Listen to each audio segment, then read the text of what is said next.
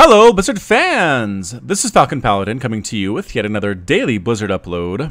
This is a game between MorN and Blue on Terraform, the latter edition. This is a Heart of the Swarm replay. This is apparently a really good TVP, so those of you who are fans of that matchup are in for a treat. Production tab. Alright. In the bottom right of Terraform, the latter edition, we have the red Terran player MorN, representing the very happy Starcraft's logo, not the Zerg version, not the Protoss version, but the Terran version.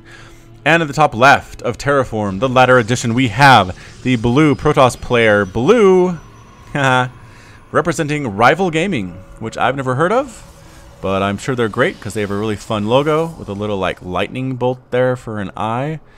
Anyway, TVP. So pretty good stuff here in Heart of the Swarm. Again, from what I've seen, it's pretty much going to be Marine Marauder from our friend MorN here. Probably a lot of drops. Tanks mixed in, possibly, but usually just the bio. And as far as Protoss goes, you want to go maybe Colossus. Warp Prism Harassment's pretty good too. Other options you have are Storm. Storm is really good against those bio balls, assuming they don't dodge it too well, which they can do and pretty much make Protoss players very sad. So here we go, upgrading to an orbital command, obviously getting a single Marine. What are we scouting with? An SCV. So again, TVP, you want to keep your buildings close in. You don't really want to wall off. I guess walling off here is something you are doing. But Protoss have their Photon Overcharge ability, which they have once they get a mothership, which, mothership core rather. Mothership is not actually being produced. Instead, we're just going to go right up, ooh, killing that SCV. Good pickup. Killing workers is always nice. Pulled a lot of workers off the line to do it, but I think it was okay. So Stargate on the way here. Probably going to see some Oracle harass. I think the SCV scouted that out. Yes, the SCV did see that. Whether or not he clicked on it is a good question, but based on what it is and how big it is, I think that can really only be a Stargate. Maybe Protoss players can tell me in the comments if this could be anything else under construction at this point where we have a cyber core, and that's about it. So either way, getting 3 workers in gas here, 2 workers in gas here. Maybe this should be 3. I don't know, maybe that's a mistake, but here we go. Chrono boosting out in Oracle. The harassment is going to be on its way. The answer for the Terran player is basically going to be Marines. I don't see any turrets under construction whatsoever, not even an engineering bay on the way. Starport can be good for Vikings to handle that, but it's not going to be here in time to deal with that Oracle, so we need more. There we go. Probably 4, 5, 6 Marines total. 6 is probably the safest. 5 you can do if you have good micro, but you kind of want to put it in the mineral line here to deal with this Oracle, which is fast and hits like a truck. So here we go. Oracle on its way down southeast-ish across the map. Do you think it's called north, south, east, and west in the StarCraft universe? I can't ever think of a time they've referred to a direction like that. Right? Is there any time in the campaign of any of the games of StarCraft where they've said, come from the north, or they're coming in from the west? It's always just kind of like your flank and underground and in front of us. Anyway, here comes the Oracle. I'll stop rambling. Are we going to... Oh, you know what's even better than Marines? A Widowmine. I don't think that Oracle killed any SCVs. No, it did not. 1 Oracle for 1 Widowmine shot is a trade that Terran players will make any single day of the week. Wow. Excellent placement, too. Recognizing the Oracle would come swooping in from here. I mean, to kill it before it got a single worker kill is pretty darn amazing. That was a pretty lucky spot. Or maybe an intelligent spot. I don't know. Actually making a Banshee. So I don't usually see Banshees in TVP. Not the ones that I cast anyway. And actually making a tech lab on this factory. So maybe tanks. Maybe more of a mech play from our friend MorN here. That would be interesting. I would like to cast that. Either way, here comes the Viking. Are there any more Oracles coming my way? He says, if there are, I will shoot them down. Shoot them with my Lancer torpedoes. Lancer torpedoes? Lancer torpedoes. 10 damage, 14 versus armored. Nope, no more Oracles coming up. But there are Phoenix, but Phoenix don't do very well against Vikings. So here we come. Marines coming right on in. Going to try to actually burn down this Nexus. Not worrying about the workers whatsoever. Oh, there goes the Photon Overcharge. Maybe trying to bait it. Ooh, one of the Marines die. A little bit unnecessarily. But Overcharge comes down. Mothership Core does not have enough for another one for quite a while. I think that's probably the intent. Stalker comes out, can actually outrange these Marines. Going to try to bait them in there. Ooh, picking one up. Ah, Phoenix actually taking care of these Marines. Interesting play. They're trying to want to run away, but the Graviton Beam, Graviton Beam, yes, is picking them up. They're trying to shoot at the same time, though, targeting what they can.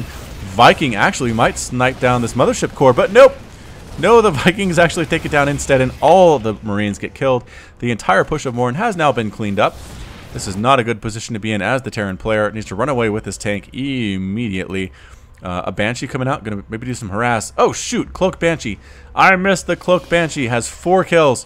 Gonna come on in here and try to clean up all the workers in this area as well. There it is, forcing them to run away. They basically do 2-shot probes, which is really nice for Banshees. Up to 7 kills now. 8 kills. Oh no, this one came back unnecessarily. That one too just got created and ends up dead. Oh boy, this Banshee's very, very effective. The amount of cloak available is down to 13 though, slowly dwindling. Actually quickly dwindling. It's going to be up very, very soon. But man, Banshee with 10 probe kills. Woo! Big deal here. But unfortunately decloaks and gets exploded. So bam. Alright, so again, a lot of workers were killed there. It's 33 to 29 harvesters. MorN is technically up, but again, it is 2 base. Another cloaked Banshee comes in. Oh no, there we go. Desperately chrono boosting out that observer. He needs an observer so bad. Blue does. Again, I assume it's a dude. It could be a woman. I apologize for being sexist. If I am, we're going to call it a they. They really want that observer out as soon as humanly possible. Blue, because this Banshee is killing everything. Killing stalkers. Oh, nope. There we go. Observer pops out. That's enough for the Banshee harass. That will not happen ever again. So we have tanks and Vikings and Marines. Interesting composition against Protoss. I can see how it makes sense, though. The Vikings do well against air, although, man, that Phoenix really, or that Phoenix ball really tore apart that Viking earlier. So maybe not the best. Tanks do amazingly well against Stalkers. Not so good against Zealots, but I don't think we have any on the field right now for our Protoss player. Actually getting a Robo Bay. Possibly going for Immortals. Possibly going for those Colossus as well. I don't like to see the Colossus play for Protoss against Terran. I just feel like a Stim Marauder Ball can come in and wreck that pretty quickly. So I don't know. We'll see what Blue decides to do.